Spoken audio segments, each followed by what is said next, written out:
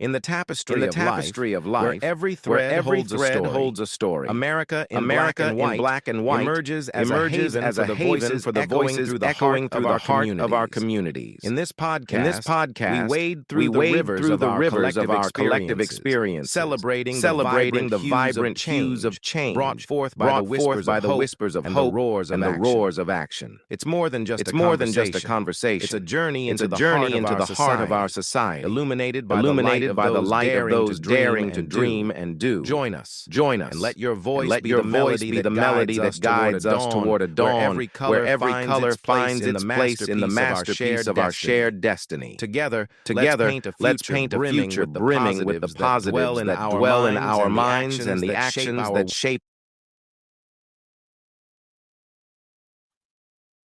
Good evening, ladies and gentlemen, and welcome to another episode of America in Black and White. Tonight, we have a very special guest. We've got Dr. Rashawn Crawley, who is running for Louisville, Kentucky's Metro Council, District 22. Tonight, I would like to tell you guys something about Mr. Crawley before we bring him in. Dr. Rashawn Crawley is a dedicated and passionate individual committed to making a positive impact on our community. With a proven track record of community involvement, mentor development, and a deep understanding of the issues facing our city, he is the ideal candidate to represent our community on the Metro Council for the 22nd District. Mr. Crawley was born and raised in Louisville, Kentucky. Dr. Crawley has a strong connection to our community and a firsthand understanding of its unique challenges and opportunities. He holds a Bachelor's of Science degree from the University of Louisville, a Master of Business Administration degree from Florida Institute of Technology, and Doctorate of Business Administration from Trident University International, equipping him with the knowledge and skills needed to address the complex issues facing our city. Professional experience with over 10 years of experience in accounting, within account management and business development, Dr. Crawley has a proven track record of managing annual budgets in excess of $50 million, managing relationships for a number of Fortune 100 clients, and partnering with different vertical leaders to provide solutions to challenging tasks.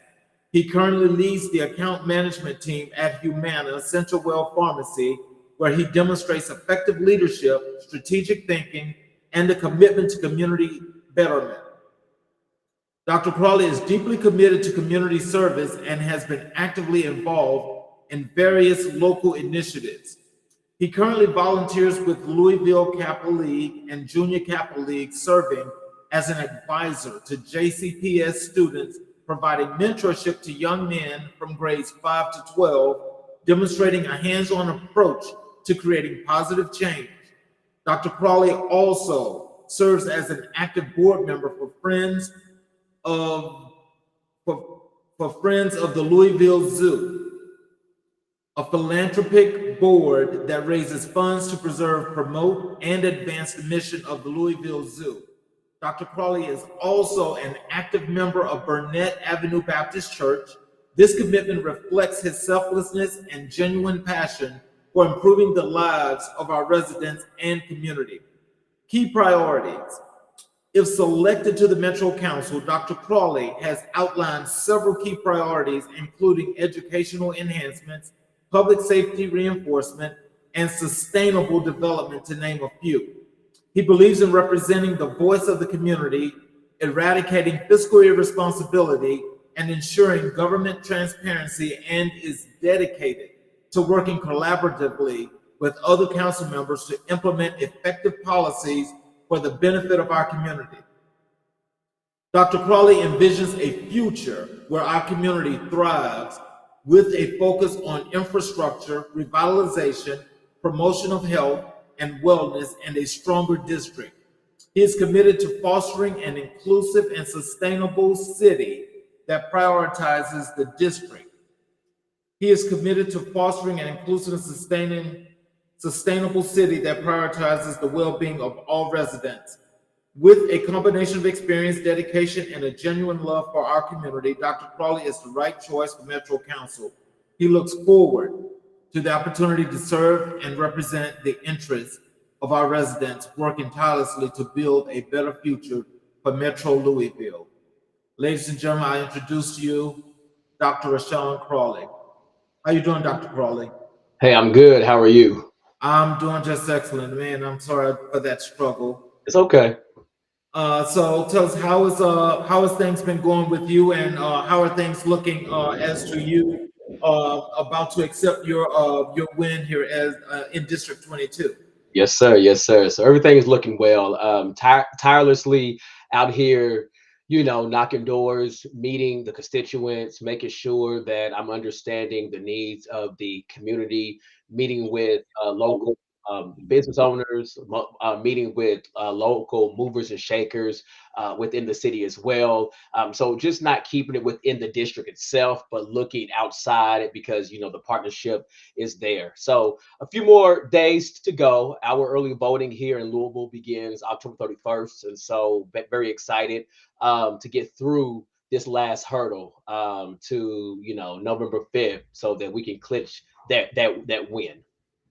Well, that's a wonderful thing, and I hope that those that are watching, I hope that if they haven't voted yet, that they actually get out there and they do that right now, and just go vote and do the things that they need to do in order to make all of this come to fruition.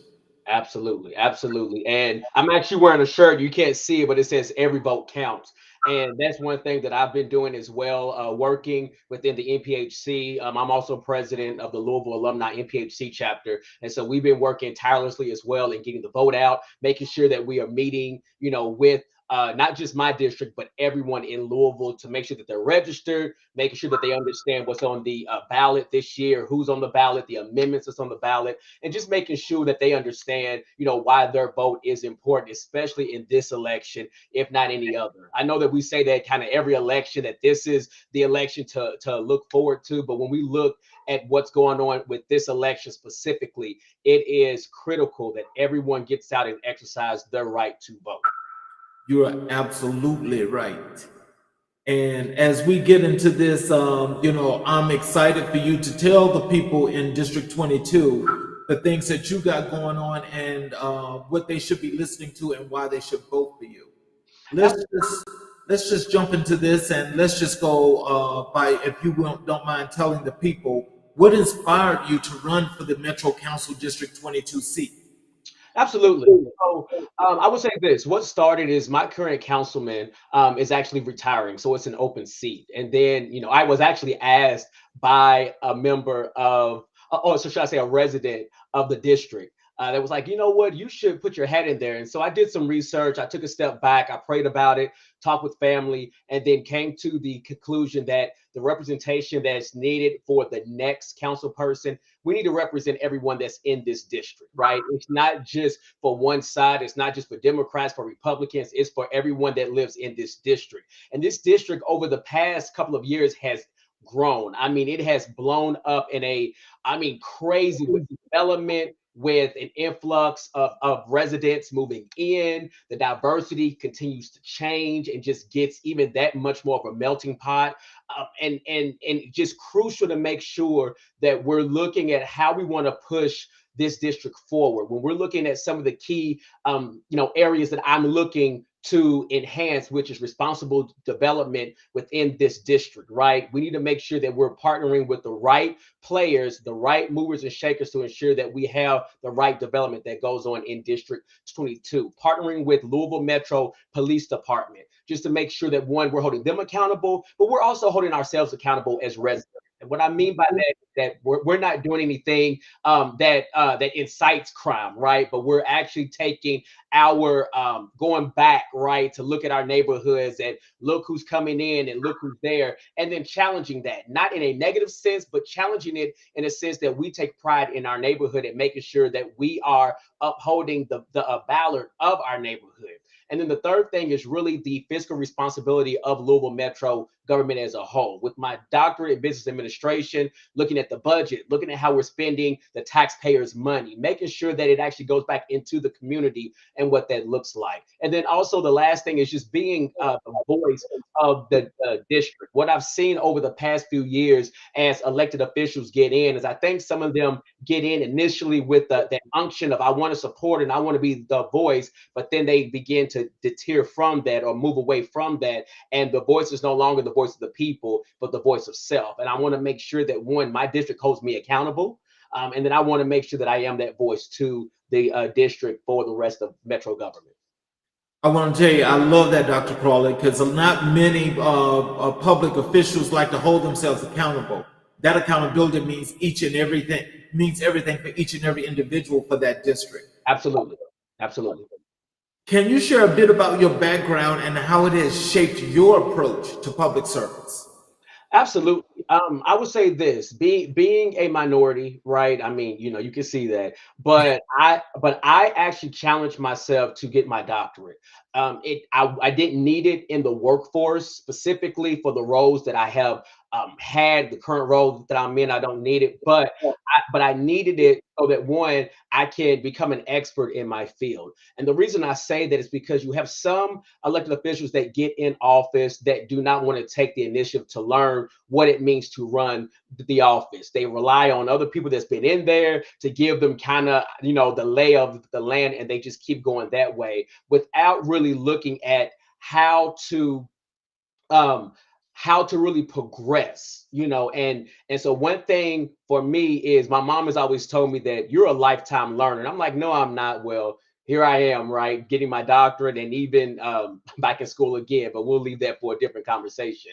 But with that, it has shaped me because it's one, taking ownership of myself, but also working in a diverse work group, a diverse student group, and understanding that there are different mentalities, different thought processes that can come together for the betterment of the organization itself. And the one thing that I want to be clear is, yes, I am running as a Democratic candidate. However, I am exposed enough and open-minded enough to be able to receive the conversation of the other side and be able to have constructive dialogue back and forth so that we can come to a decision that makes sense for the whole and not just one side. And so with that, I just want to just put that out there, is that what I've done to prepare myself and get myself ready is what I've been doing my entire life. That's interacting. I don't meet a stranger, listening, being able to hear someone and interpret what they're saying, then be able to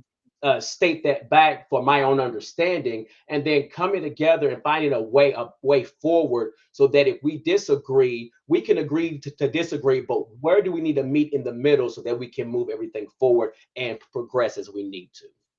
Oh, wow. Oh, I love that. What experiences do you believe make you a strong candidate for this position? One is the philanthropy. I mean, I am engaged in so many different organizations within the community that gives me a greater vision of where Louisville can go. As you mentioned, you shared, I give back to our public school students. I work, tirelessly with my fraternity for Kappa Alpha Psi Fraternity Incorporated with Kappa League. And what I do is make sure that I'm instilling the experience, the knowledge that I have into these young men to help push them forward.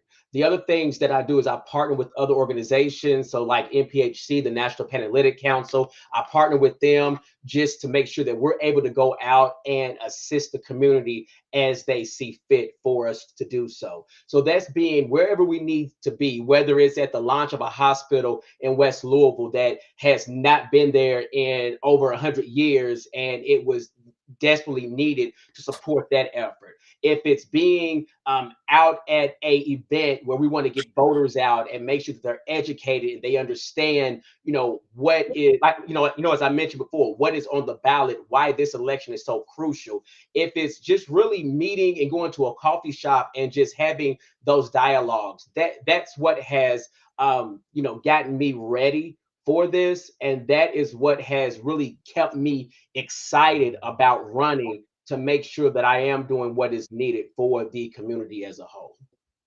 And let me just ask you a follow-up question on that, Dr. Crawley.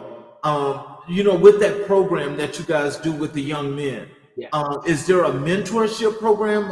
Is it mentoring included in that? Yeah, so that's exactly what that is. It falls under the umbrella of our Guide Right program, and that's training for leadership, that's mentorship. It's a whole host of supplemental teaching, supplemental programs that we do for our young people. And just to clarify, excuse me, we actually support grades 5 through 12.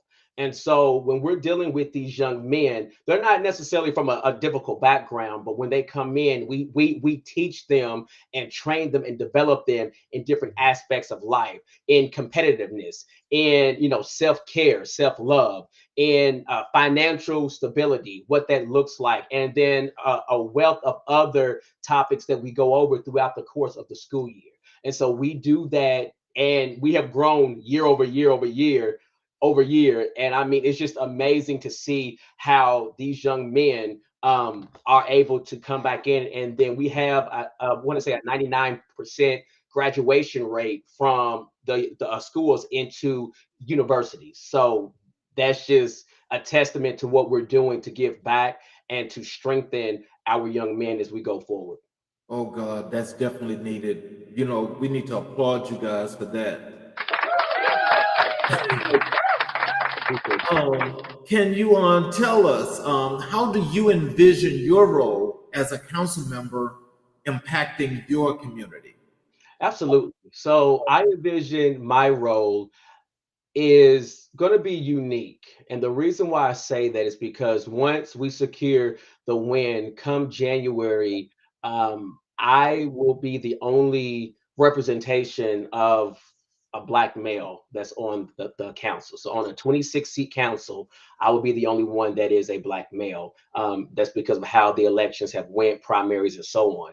And so I see myself being the voice and the representation of the Black male in Louisville. I see myself being the voice of someone that has lived in different areas of Louisville and understanding the different dynamics of the city, from West Louisville to East Louisville to South Louisville, where I currently reside now. And then I also see myself challenging the status quo on the council. And as I mentioned, yes, Democrat here, but I have to work with my Republican counterparts, right? I mean, for us to get ordinances, laws passed and across, we have to have that type of relationship, dialogue. So I see myself being that bridge, one of the ones that might say, okay, let's go across the aisle, let's have these conversations, let's really dig a little bit deeper into what's going on and try to find where we can meet and move forward. And so I like to, kind of see myself right now going in as that bridge, and also going in as a representation of the community within Louisville. Okay, let's talk a little bit about policies and issues. Sure. Can you tell us what are the key issues facing District 22, and how do you plan to address them? Absolutely. So the issues of District 22, of course, are not the same as the other districts across Louisville Metro. I just want to make sure that that is, clear, right? So the districts the issues that affect my district specifically is responsible development. We have a lot of development that's going on in this district. As I mentioned, this district is growing and expanding like no other. It has boomed over the past 3 years that I've been here. I can't even count how many businesses, developments, apartment complexes, housing developments have went up. It's so many to count. And so making sure that while we are doing those developments, and why that is great, that we're being responsible with that. We're bringing into the area businesses that we need in the area. We're bringing in like financial institutions. We're bringing in the healthcare. We're bringing in, some more eateries. We're bringing in shopping. We're bringing in the entertainment. but also we're bringing in affordable housing as well.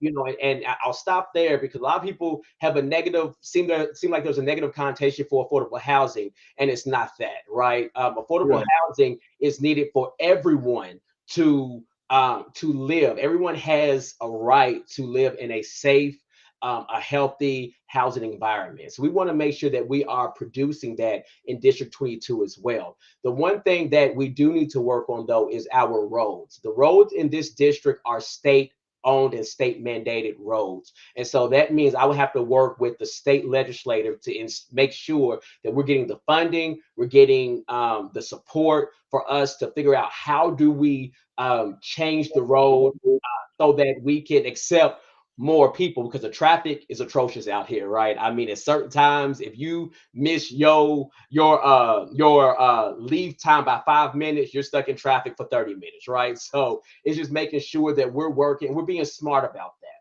That's one thing. The second thing is public safety. Okay, public safety is important everywhere you go. Everyone wants to feel safe. Everyone wants to live in an environment where they don't have to fear for their life, fear for their possessions, fear for their property, and making sure that we are doing everything that we can to, like I said, partner with Louisville Metro Police Department and also partnering with the residents of District 22 and having that that harmonious conversation, us working together to identify what are the key issues that we're seeing, which right now are break-ins, right? We see break-ins in cars, small petty crime that goes on, but how do we work collectively so that we can minimize or even eliminate that from District 22, and then being that leader in how it can be, you know, taken and reused in other districts as well across Louisville. And then the last thing, as I mentioned, is just transparency. We need to make sure that we are being fully transparent with the residents. And that goes from their tax dollars that are being spent, that goes from developments, that goes for different services that we are providing, and making sure that we educate them. One thing that we have lost over the course of these years, and it's not just in Louisville, I think it's everywhere, is the education piece of why we do what we do. It's the education piece of how are we to be safe. It's the education piece of the services that are offered and how they affect us directly or indirectly, and just having that. And once we can actually educate individuals on that, I think we will have a better outcome from that.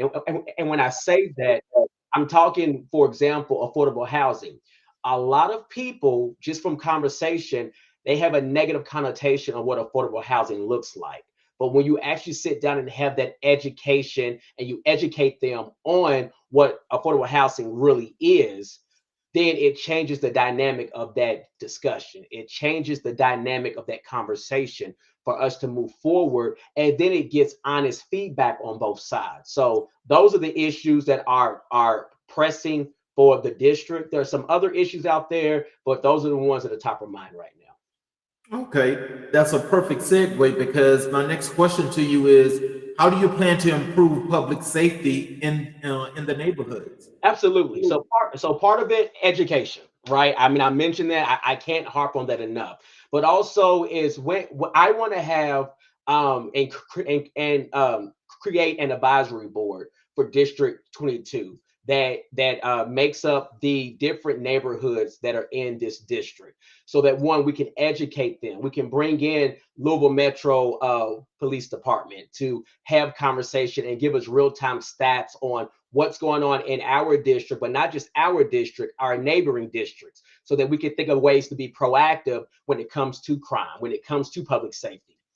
It also is going to be, you know, working with our, you know, our fire department, our EMS team, so our public safety team, to make sure that one, we are getting the information that we need to educate ourselves, and so that we can have the correct thought process and how we want to move forward. Okay. And when I say that, is we have not had a lot of that dialogue over the course of a few years throughout Louisville, right?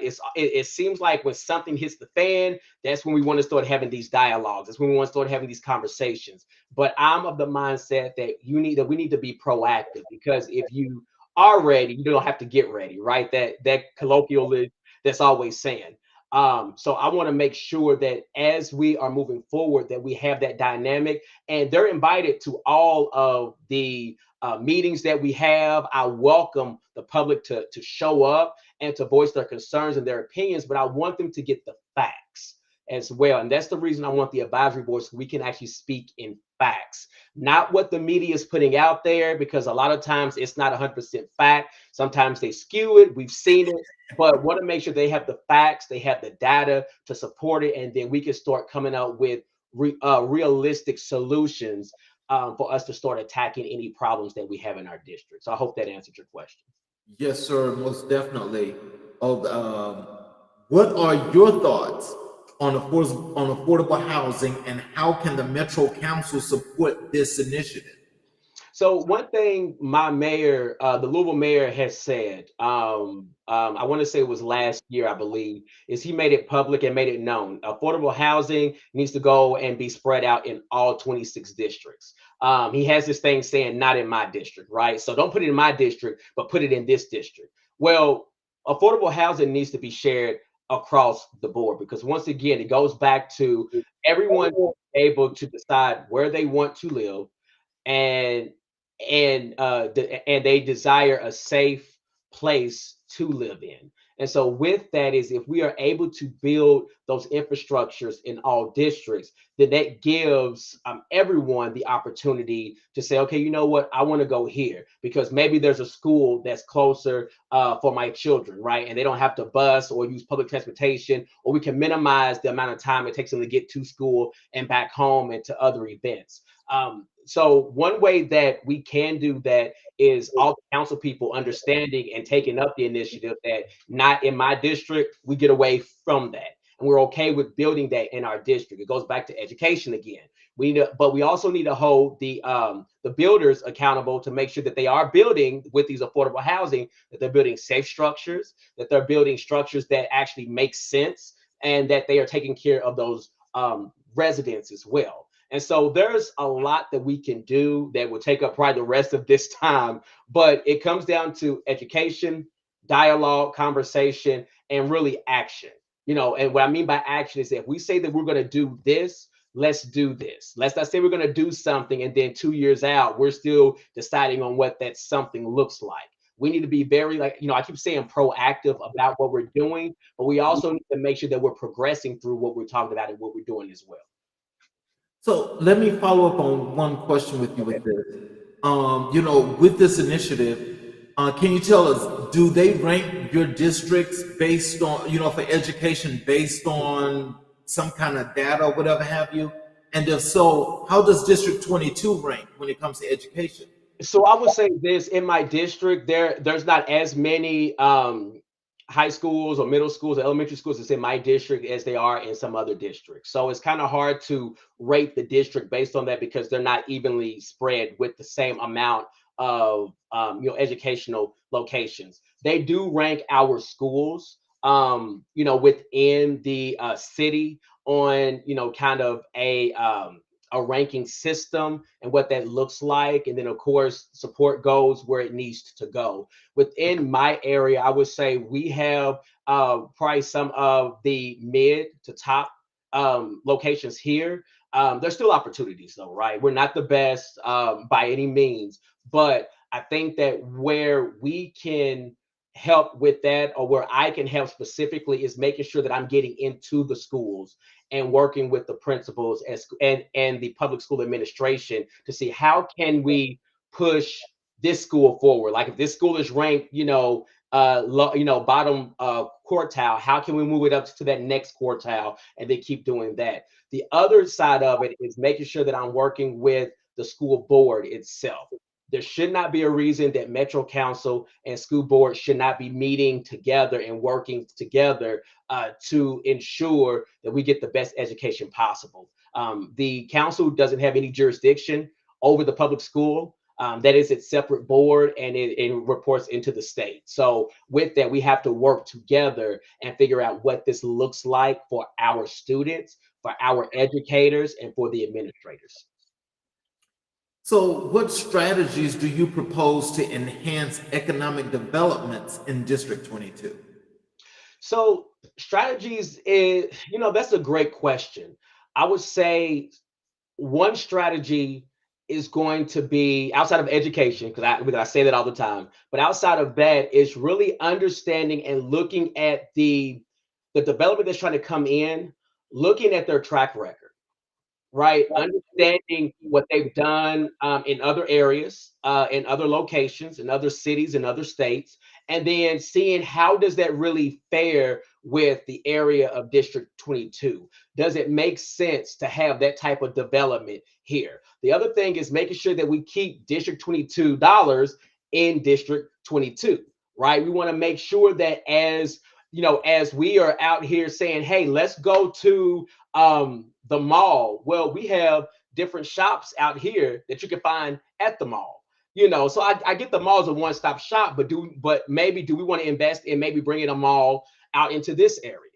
That's something that I would take to the advisory board and see, right? But it's making sure that we are smart about what we bring into our area. For instance, we are now building a we are now building an emergency hospital that's in our area, right? The closest emergency hospital is probably about 15 miles away, right? So still fairly, driving distance, but what about the ones that don't have transportation, right? So now we have something that's being built in the area itself. And with that, it makes it a lot more easier to access. So that's the type of responsible development that I'm talking about. And for economic development as well, is making sure that we just have the right developers coming into the area and that we're doing what's best for the district itself. Okay. Um, how do you plan to address the needs of the diverse communities within District 22? That's a good question because as I mentioned, over the years, the district has become much more diverse than it has ever been. I tell people the story that even in my neighborhood itself, I have um, four different religions. That's just, I'm sorry, on my street, right? On my street of 12 houses, I have four different religions. There's different like between single and married couples. You have some that are part of the LGBTQIA plus community that cohabitate. You that are married or that are together. You have the demographic, just the race makeup, the religion, as I mentioned, and where people are from. The diversity is there. So one thing is celebrating that diversity, right? What that means is we might need to have some type of event where we can celebrate that diversity in this area. Now that we're seeing a lot more of it come in, it might be that we need to recognize, right, and celebrate on these different days that we want to celebrate the different cultural backgrounds that we have. We should do that, and we should do it publicly, and we should do it willingly. Being able to educate ourselves, right? So maybe for a week or something, we can have something where different cultural backgrounds come in and they can give us information on the history, the heritage, what makes them who they are and how they can contribute to society. There's a lot of different ways that we can make that happen and celebrate diversity and get and have more engagement with diversity. And so that, like I said, those are just some things that I'm spitballing right now, but I'm pretty sure once we're in, definitely work with the advisory board to see how can we become more diverse and celebrate the individuality of everyone that we have that make up District 22. So, can you elaborate on your stance on environmental sustainability initiatives in the area? I think we should have them. I believe, based on what scientists have said, that we are polluting our planet, that we need to find alternative energies that we use, and I'm in agreement with that. One thing that I've done is I have solar panels on my house now, right? So it's being able to do renewable energy that way. It wasn't a mandate. It wasn't something that is, the part of the homeowners association. Is something that I took pride in and said, you know what can I do to reduce my carbon footprint? And that's what I did. So, that's one way of doing it. I believe in the electric vehicles, right? I believe in, windmills, so wind energy. I believe in hydroelectric energy, ways that we can create renewable energy that makes sense and that minimizes the carbon footprint that we have on our planet. Let's move over to community engagement. Absolutely. How do you plan to engage with residents and keep them informed about council activities? Absolutely. So my team, the idea would be, one, we're going to send out newsletters. So whether it's monthly, weekly, and we'll decide kind of that frequency depending on what's going on at the council. But sending out electronic newsletters, even possibly paper newsletters. Like I said, I want to reduce carbon footprint, but I also want to make sure that everyone is still aware. So that might mean just emails, electronic communication. But outside of that is having the advisory board, right? They will have insight on what's going on and they can help advise me on how to move forward and what I should look for. But then the third thing is I want to have a more frequent community district meeting. And that's where I invite all the residents of the district to a location and we go through what's going on at the council level, what's going on at the city level, what's going on at the state level, and even what's going on right here in our district. And so we can educate them and they can understand, okay, what's going on, and they feel a part of that. Allow for some questioning and answering, but also my office is always going to be open to the residents. They will always be able to get a hold of me. If I'm not available, my team will be able to help them, and then I'll get back to them as we see fit or as we need to make sure we close loop. I want to make sure that there is open dialogue. I want to make sure that we're not leaving items not completed or open and not finished. I want to make sure that we are closing the loop on that, because then it's going to show that dedication back to the residents, but also it gives them that sense of, okay, accountability for me. Like, okay, he said he's going to do it. I'm seeing that he's doing it. I'm gonna hold him accountable. But really, at the end of the day, it's just open dialogue, the communication. So sometimes might have like a weekly, coffee, like on Friday or Saturday. Might have like a 3-hour period where I'm at the local grocery, and they can see me then. So I want to bring the council to the district if I can. So, so they can understand a little bit more about your communications. When it comes to these things that you want to do more in the district, how are you going to communicate with them? What are some of the things that you're going to use to get the word out to them? So the word is going to be, an email distribution is one way. Another way could be text communication as well. Since we are a tech savvy, community nowadays, right? Like we're living in that time that we're very technologically advanced. And then also it's still going to be some face-to-face, right? That's why I mentioned it might be, on a weekly or every other weekend. I might, go to the local grocery or go to a local area within the district where the district can come to me, right? So I'm bringing the council, because right now the council location, our headquarters is probably about 30 minutes away from where we live, right? Roughly about 30 minutes away, and that's not including traffic. So some people don't want to come all the way down there just to see me, right? So we bring in myself back out here where I live, where I support, where I represent, so that they have access to me.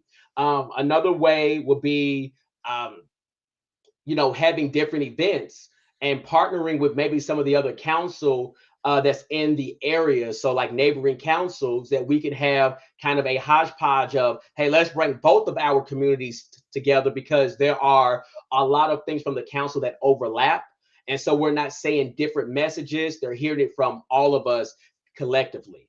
And just having, kind of, and then also my cell phone, right? They will have access to my number where they can call and text me directly, also. So those are some of the ways. And then as we get our feet wet and evolve, then, we'll look at which ways reach the most people, and then we'll probably capitalize on those ways just to make sure we're getting the word out. So, what role do you see community organizations playing in the governance of District 22? Their input. I would say, any community organization, they have a right to state their piece. They have a right to state their side of matters. And so want to make sure that they will be there as well. So for example, one thing that I know that my current councilman did when I went to one of the council of the district meetings is that he invited a lot of the community organizations out to set up there so that people had access once again, bringing them to the district so they could go and talk with them after the meeting. And so I want to replicate that. I think that was phenomenal to have, our public school system there, to have our public works there, to have, the financial institutions that's out in this area here, to have all those institutions there to be a one-stop shop for the residents after we had our meeting so they could engage, communicate, and have questions answered, file complaints, whatever needs to happen, they can do it right there in one area versus, me having to go and make a phone call here and send a letter here and then email here and then chat here. It just made it a little bit more accessible and easier for them. So I want to make sure that we do that and we continue that, but also spotlighting those organizations as well.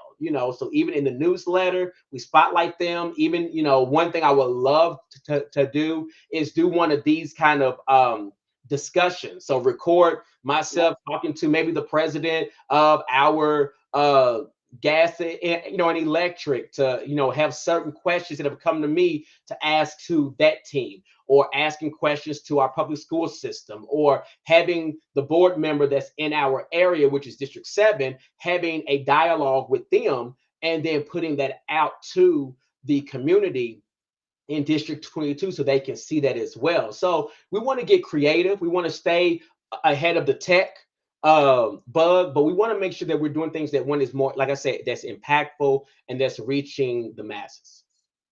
Oh, wow. Now, I definitely love that because I think when you have all of the different cooperatives like that that affect the community, definitely with that, so it sounds like, you're talking about having like a town hall with you and them, but it's recorded. Absolutely. People can see it.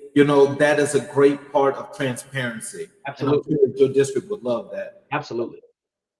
How will you ensure that all votes in the community are heard, especially marginalized groups? Voices, that is, I'm sorry. Absolutely. So one way I go back to having the advisory board, right? Making sure that we have representation from every resident type will be on that board. Having representation from each neighborhood will be on that board. Making sure that we have that representation. I think that's the first step to getting everyone's majority of everyone's conversation or their thoughts in. Another thing is going to be, one, they will have access to my email with the council. They will have my phone number. They will have access to me and my team to voice their concerns as well.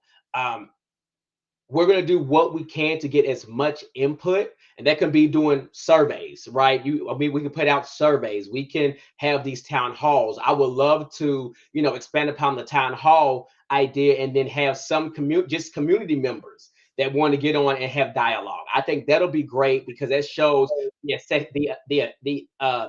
accessibility to me as well. I want to do something that is that revolutionizes how we think about council. And I don't know exactly what that is just yet, but I know that in my vision, I want to do something that just flips it on top of his head, and not a bad thing, but one that gives more access to the community so that they can be heard, right? So that we can have that dialogue, those discussions, as good or as challenging as they might be. I want it all. And I know I'm setting myself up by saying that, but that's the reality of it, is I want it all, because I cannot help make the district better or fight on behalf of the district if I don't know the good, bad, and the ugly. That makes a lot of sense. What initiatives do you propose to strengthen community ties and promote civic engagement?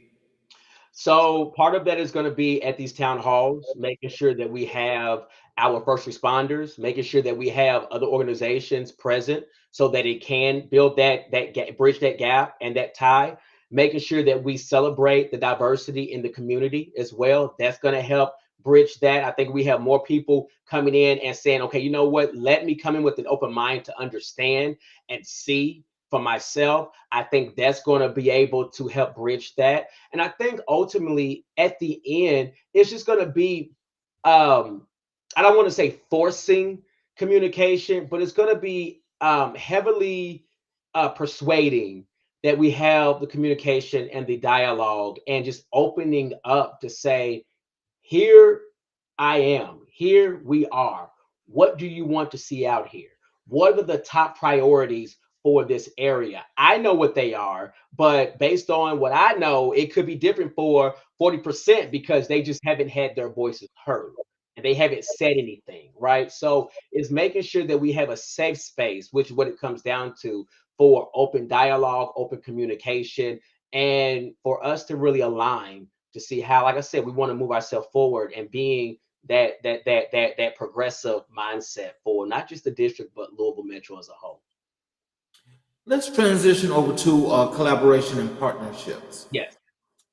How do you plan to work with other council members to achieve your goals for the district? That's a great question. I would say a lot of it is going to be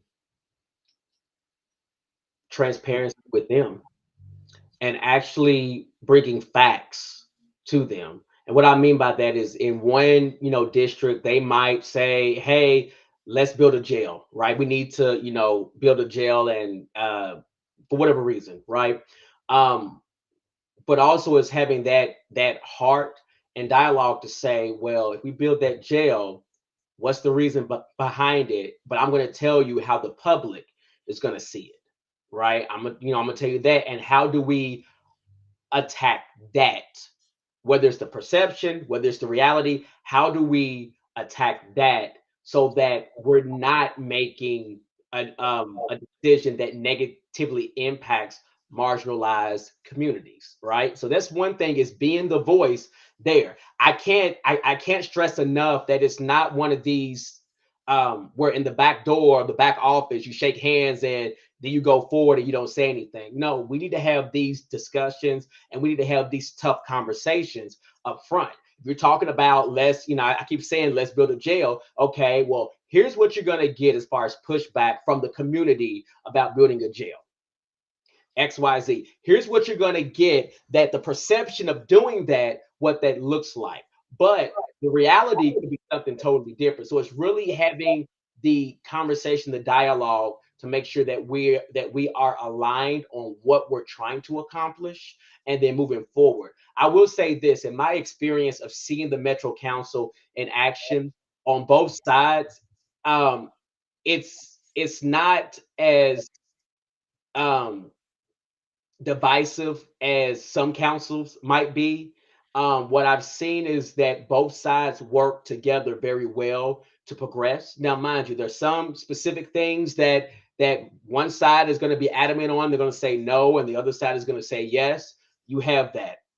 But in general, when we're looking at the betterment for Louisville Metro as a whole, for the most part, both sides do a pretty good job coming together and trying to move the agenda forward. But while we're doing that, we need those on council that's going to challenge that, not in a negative way, but making sure that we're thinking through all the potential backlash that could come from such ordinances or resolutions or items like that. So I hope that answers your question. Really, it's just communication and putting out there the facts.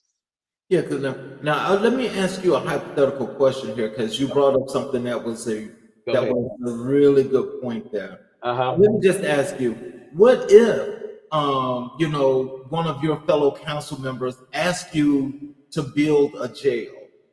So what would your answer be? So right now, that is a topic of conversation right now. So my answer would be, what is the need for that jail, right? So it's really asking those questions of why do we need it. Currently, aspects of the jail. Some people say it's inhumane. Some areas of the jail. Some people say that the security, because of how old the building is, that the safety security is not there. So if we're building it for those rationales, hypothetically, then I'm more in line to say, okay, let's look at that. Let's look and see what that, how that's going to play out. But then, of course, as you know, that from the other side of it is, if you build it, you have to fill it. And so want to make sure that while we're doing that, we are having, whether it's social opportunities that we can do that can keep people from going to jail. Prime example, and actually we had this discussion at an event that I was at this past Saturday. One thing is that instead of taking people that are intoxicated and putting them in jail, have another opportunity where they can go sober up and then get them the help needed, right? Get them information, because what happens is when you go to jail intoxicated, you either get, you're in a holding cell. Once you sober up, you can go, or you're put into the system. I mean, there's different outcomes from that. If it's your first time, if it's your fifth time, right? So it's then how do we attack that itself? And sometimes it's putting in programs that we can staff up to say, okay, it's your first time going, let's get you here. Or maybe your first 3 times we can do here. Then after that, if you're not learning or you're still doing the same thing, then we might have to go a little bit excessive, right? But going to the extreme on some of your pettier offenses is how I put it. Your less violent offenses.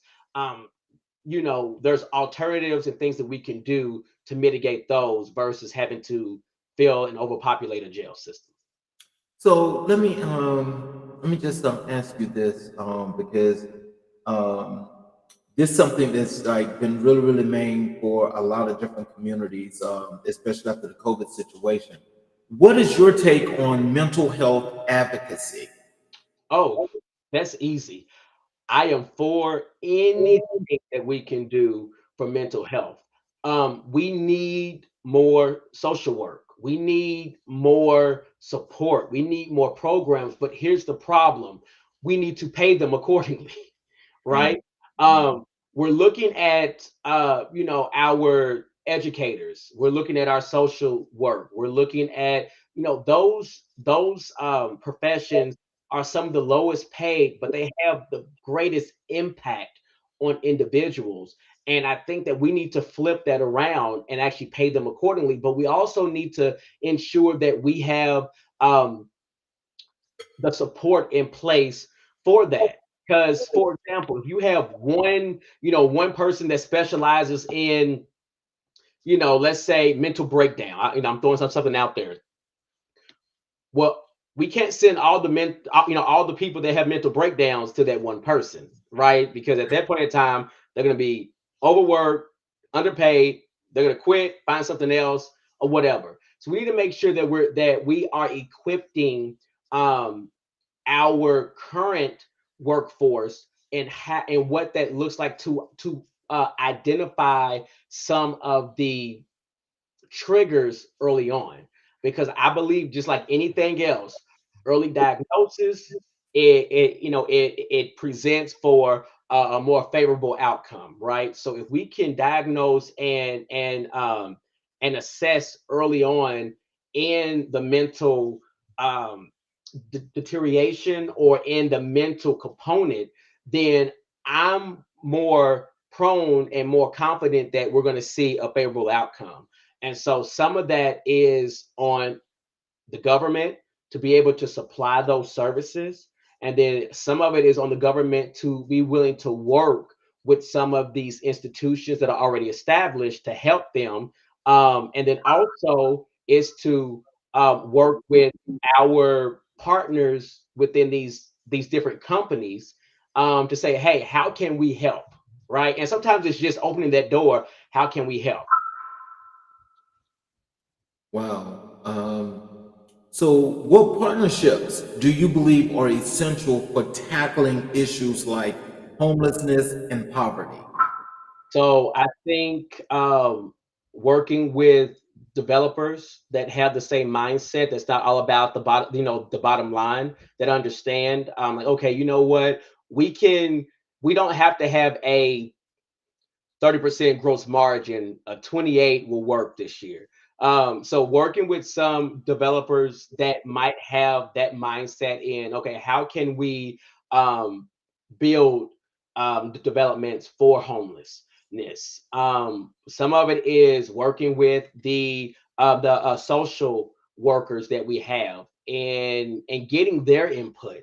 What I've noticed is that a lot of times when we're trying to tackle certain issues, we want to think that we have the end all be all response to it, but we haven't consulted the experts for that issue. And so really is bringing them in to say, okay, how do we effectively, tackle this? And sometimes it's, instead of reinventing the wheel, go to neighboring cities or cities in the US or even in the world that have tackled that, and borrowing the ideas from them and implementing them. And so there's a few things that we can definitely do. I mean, there's not a one size fits all approach to that, but I think that, as long as we're able to provide the services that's needed for homelessness, I think we can tackle that. But one other aspect is making sure that there are services while they're going through the process. How do we continue to push them through so they can become independent again? Because sometimes homelessness is a mindset. Sometimes homelessness is because that person was down on their luck. Something happened where, they lost their job. They wasn't able to get another job, so they got evicted. So there's different spectrums of why someone is homeless that we're not even taking into the account, and we just want to say one size fit all. That person's lazy. That person doesn't want to work. That person doesn't. And when you actually speak to people that are homeless, that's not really what you get from them. So it's really understanding the root cause of it, and then putting something in place to attack the root cause. So, how can local businesses support your vision for District 22? Well, they can post my information up. But really, I think at the end of the day, it's really the dialogue that we need to have. I'm not sure how much local businesses or organizations really contact or have conversations with Metro Council, unless it's something coming in to that could potentially put them out of business, or a zoning or something that would affect them directly. Once again, I go back to that proactive mindset. What can we do now to start having these conversations to say, okay, how can we help your business? What do you need? What's lacking in your business? What is it that you would like to see happen in this area to either draw more business to you, or for you to even, let's say you want to open up another location? What can we do to help that? Because as we increase the business side of it, especially local businesses, we're going to increase the economy, and it's just going to cycle through. So by us doing that, we want to make sure that we are having those responsible conversations, and that we're having those careful conversations, and we understand what questions to ask when we're talking to different organizations and different businesses. But really, to answer your question in a nutshell, for them to support my campaign is really conversation, dialogue. Let me know what you need. Let's go over to challenges and solutions. Okay. What do you foresee as the biggest challenges in your campaign, and how do you plan to overcome them? Sure. The big challenge in my campaign now, if I'm being very honest with you, is that my opponent is a 30-year plus state representative that's in my area. So with that, it's challenging because there's a name that's already out there, right?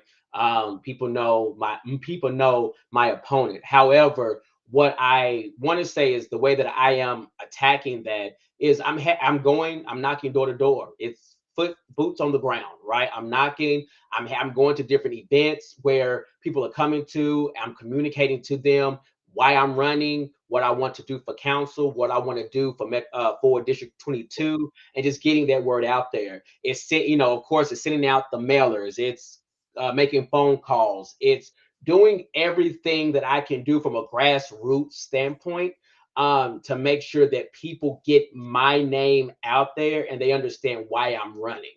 Because once again, my district is diverse. In the past, I want to say decade, it has not been, right. So now we're having a lot more diversity come in to the district.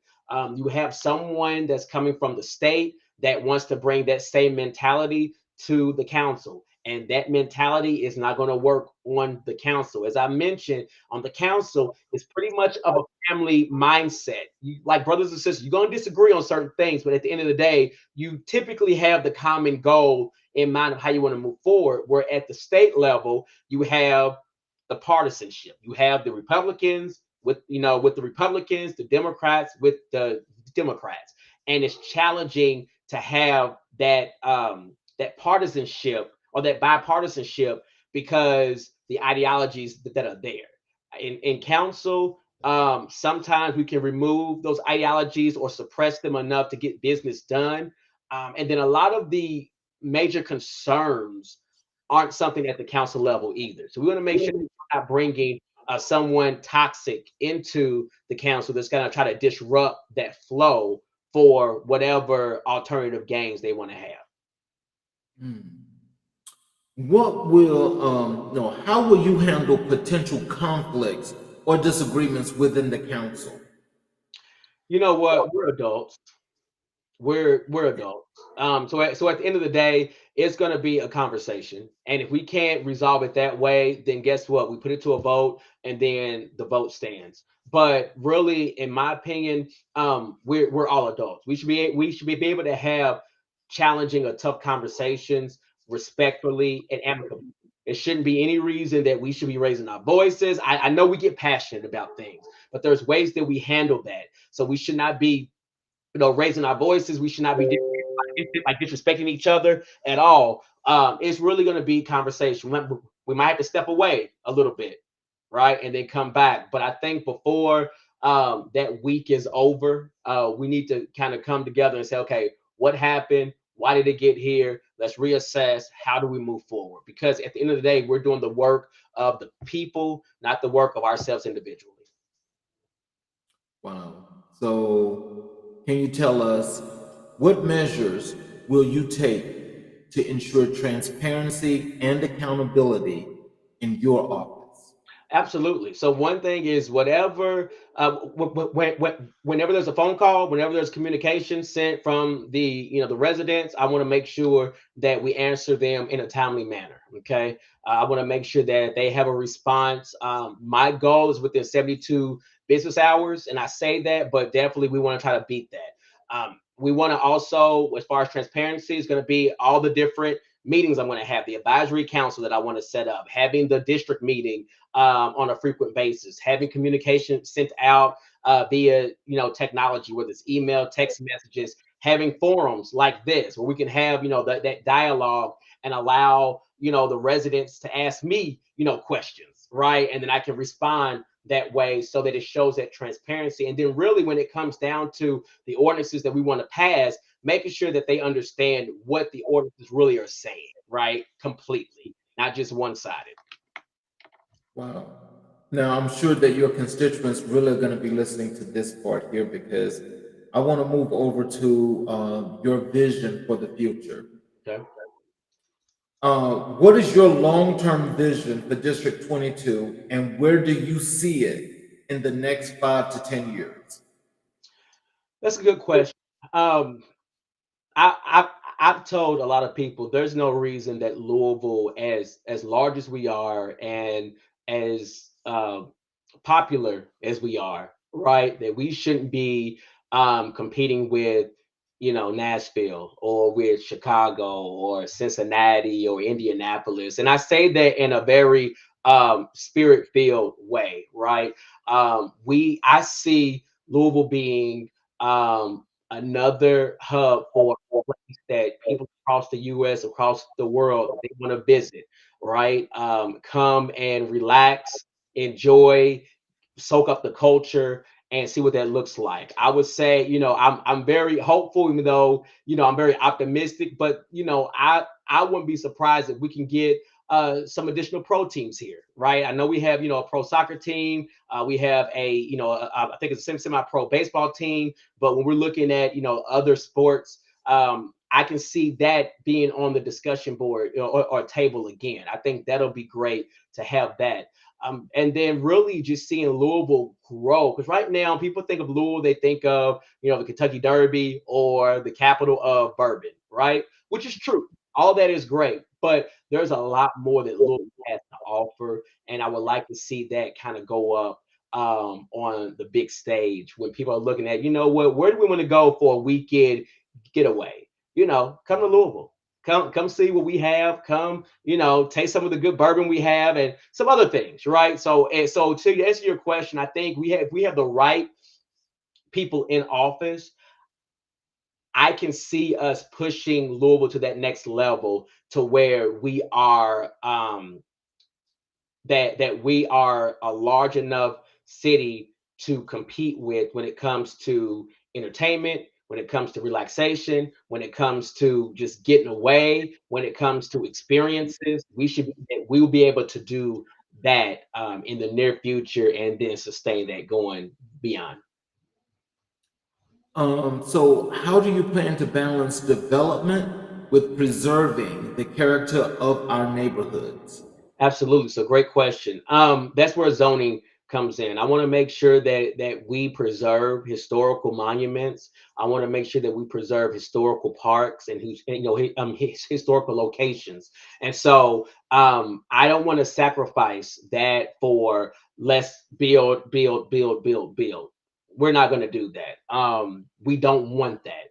But what I want to do is make sure that we have, once again, the advisory board. We have the board there that's allowing us to have those discussions, and then we get insight from historians within the district. There's people that's been in this district longer than I've been alive, and so they can, therefore help me to say, hey, we don't want to do that because this is what it means, this is what happens, historical significance, and so on. And so just making sure we keep that in the forefront when we're making any type of developments, that we're looking at, okay, how do we still preserve the historical culture of District 22?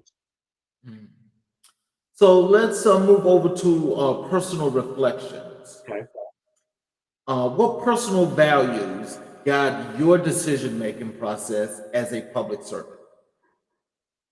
You know what? At the end of the day is following God. I mean, I'm a Christian, and that's really that value is letting God lead me. Of course, facts are going to be there, but at the end of the day, is being able to have a clear conscience to know that I'm doing what's right for the district and for the city, and that I'm not working out of self gratification or out of self for any reason, that I'm working on behalf and the betterment of Louisville. So really, God would be that one that can guide me.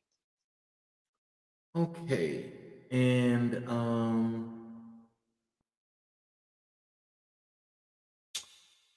can you tell us who are your role models in public service and what have you learned from them?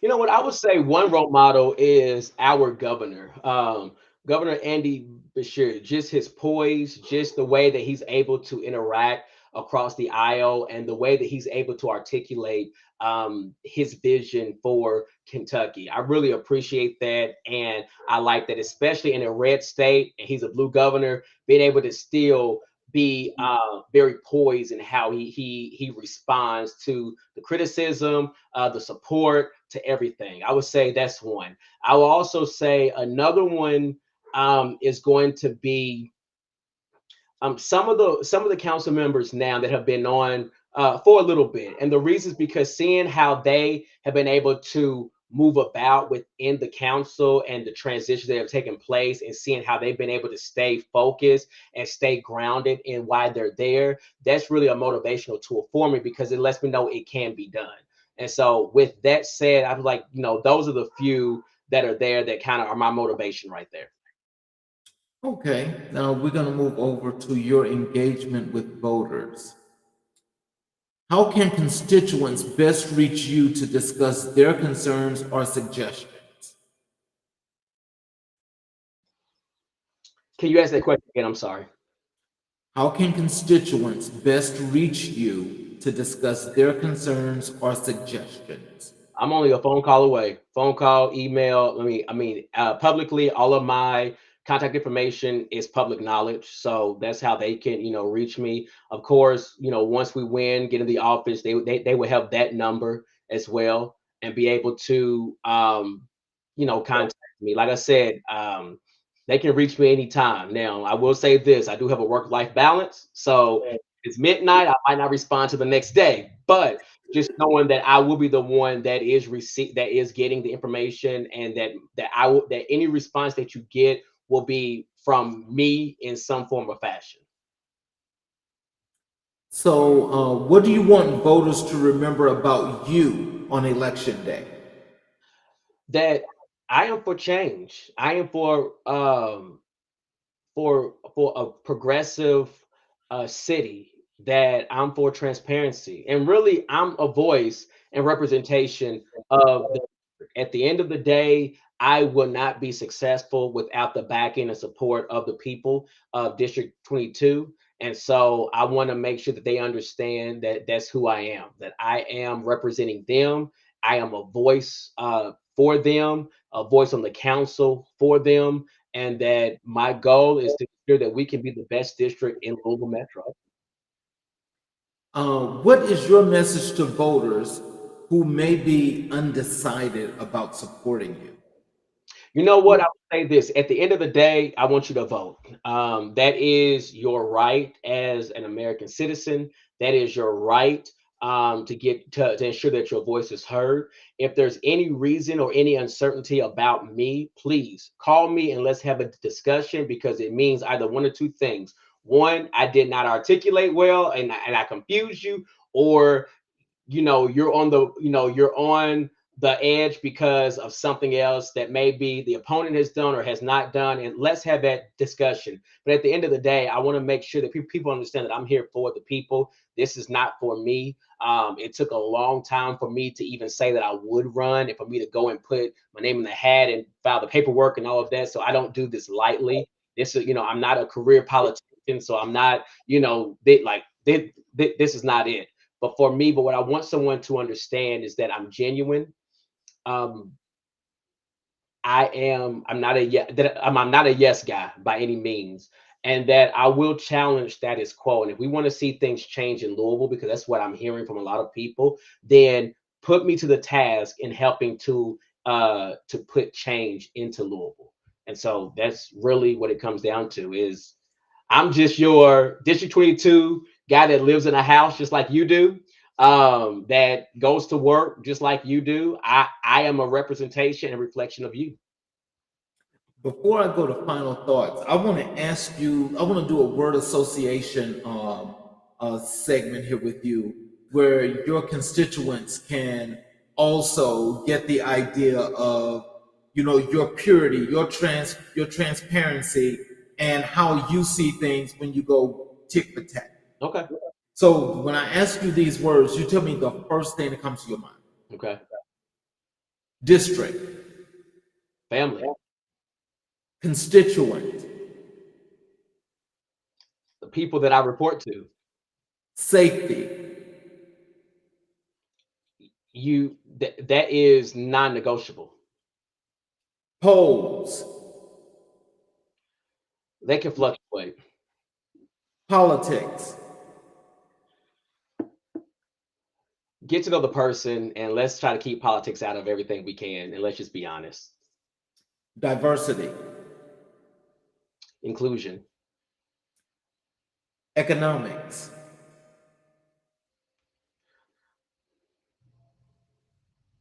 Financial understanding, or fiscal understanding, put it that way. Education. Every student has a right to education, period. Environment. We need to save it. We are destroying it, and we need to do something to walk it back. Love. That's what the world needs more of. Should be everyone, right? Everybody. So let's go to your final thoughts here. I appreciate that, but before I move to that, can you tell me what could you tell your constituents? Which one of these terms meant the most to you, and how you would apply that to them? I would say the last one, love. From a Christian standpoint, the greatest commandment that the Lord said was love your brother as you love yourself, or love your neighbor as you love yourself. If we're able to do that, I think a lot of the dissension that we have, a lot of the bickering, a lot of the negativity that we have will be non-existent, and then it will allow us to get on with other things that make sense with running the business of our city. And so I think if we have love, and we actually do have genuine love for each other, the agape love type, then we will be in a better situation all the way around. Okay. Now let's go here to these final thoughts here. And these, I'm sure that as parting words, these are going to be some really good questions that your constituents are going to take to heart. Absolutely. How do you plan to celebrate victories, both big and small, if elected? You know what? The first thing is that I have to internalize it first. I have to, understand what the victory is, right? So, like I told people, once we win on November 5th, I'm going to go on a sabbatical so I can rest.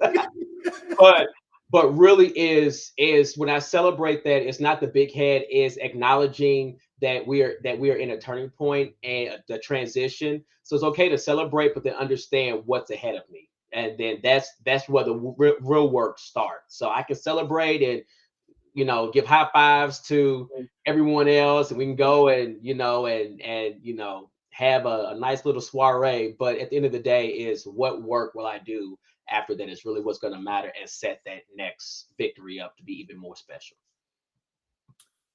What legacy do you hope to leave behind after your time in office? The legacy I would love to leave behind is that people could say he said he was going to do it, and he did it. He's a man of his word, and the respect that I have for him, whether I voted for him or not, but because he's a man of his word, I can respect him. Is there anything else you would like to share with the residents of District 22? Get out and vote.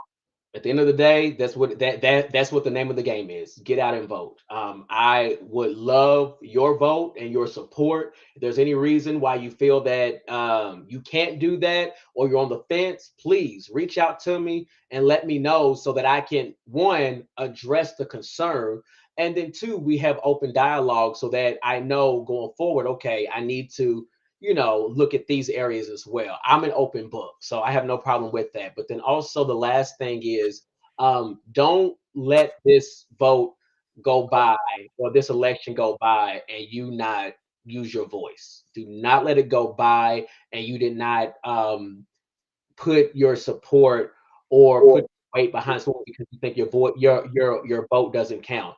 It does. And then the last thing I would say is, when you vote, when you see Rashawn Crawley, bubble that in, just to make sure that you understand that I am going to be there for you. I'm there with you, and we're in this together. So it's not just me, but it's a we thing. Well, I'd like to say this to everyone. Thank you, Dr. Crawley, for spending some time with us and letting the people know of District 22 there in Louisville that you're definitely the candidate of choice that they should see that's best fit to represent them. Absolutely. You have been an outstanding citizen, and I will tell you this, coming here to America in black and white means everything in the world. And we want to thank you, because as we try to help each and every citizen grow communities that are definitely underserved and marginalized, you are truly a representative of that. Thank you so much. I appreciate it. For those of you that are out there watching, if you have not voted, early voted yet, please go and vote. Early voting ends on November 1st. Now is the time to go and get that vote in where you know that it actually counts and you don't have to worry about any discrepancies whatsoever. For those of you that still feel like you need to wait till that day to vote on November 5th, you're allowed to do that, but you know, sometimes you want to make sure that as you get out to the polls, you get out there and you make sure that you just represent your choice and how you feel. For those of you that are watching on the YouTube channel, please hit the subscriptions and notifications button so that you are able to watch each and every show that we have done and what we will do in the future. You can go back and you can watch this show of Dr. Crawley as much as you'd like, especially if you're there in the 22nd district, because we know you're going to get out and vote. And so to all of you, please have a great evening. Please watch us tomorrow as we have another great show. We will have another representative that's running for the assembly in the state of California. You all, please have a great evening. Thank you again, Dr. Crawley, and we will see you all tomorrow night at 6 p.m.